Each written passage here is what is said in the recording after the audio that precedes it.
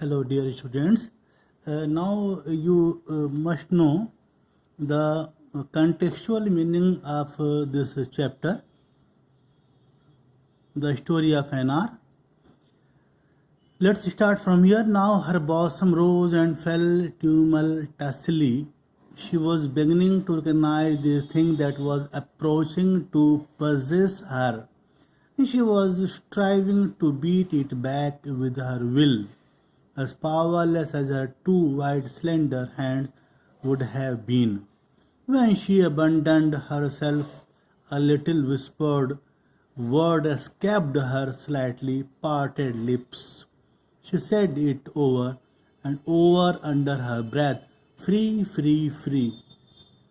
The vacant stare and the look of terror that had followed it went from her eyes.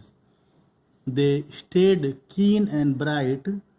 Her pulses beat fast, and the coursing blood,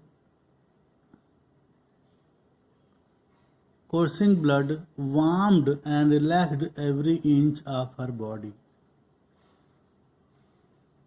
What happened? You knew that Mrs. Mellard is a young, fair complexioned and pretty with a calm face that bespeaks repression and even a certain strength. She is bold enough to endure the heart-breaking news of her husband.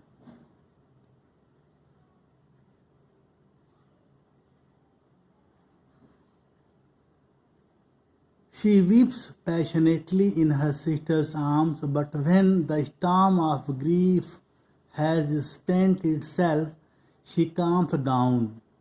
She decides to go to her room to be by herself. She would have no one follow her. Mrs. Mellard is a complex character here.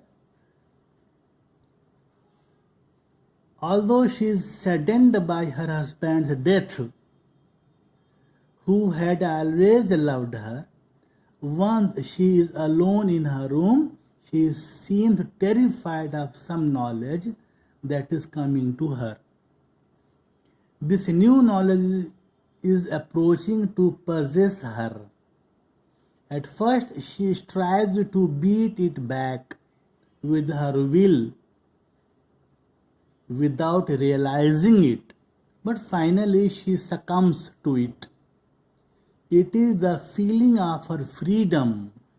Her pulses beat fast, and the coursing blood warms in her veins and relaxes every inch of her body as she welcomes this freedom.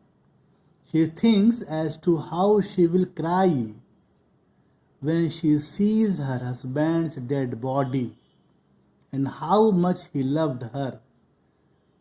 She is kind of excited about the chance to make her own decisions and not feel accountable to anyone.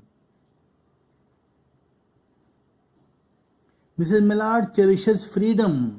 That is why she dreams of exciting life ahead. She feels that there would be no one to live for during the coming years. She would thus live for herself. There would be no powerful will to bend her will. She feels even more swept by the idea of freedom than the fact that she had sometimes felt love for her husband. Now she focuses on how liberated she would feel. And in the last, you know what happened?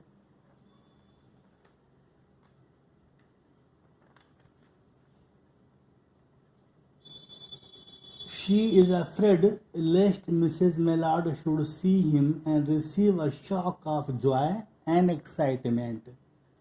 But she is unable to save her sister, who dies of joy that kills her.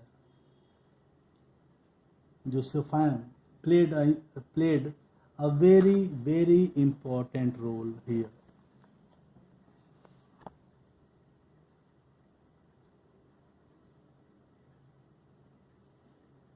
she realizes suddenly that she would enjoy complete freedom of body and soul. She begins to imagine that those years when she will live for herself and will not be accountable to anyone for her actions. When all of a sudden this joyful dream of freedom is shattered, here in the last lines, you see here, when all of a sudden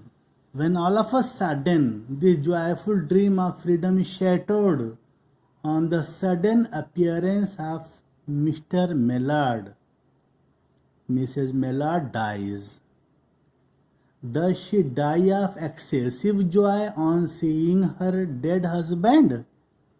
Or does she die on realizing that her dream is never going to be a reality? This is not clear. This is up to the reader. This was all the story. You will study the next story. If you have any problem in this story, please ask me. Thank you so much.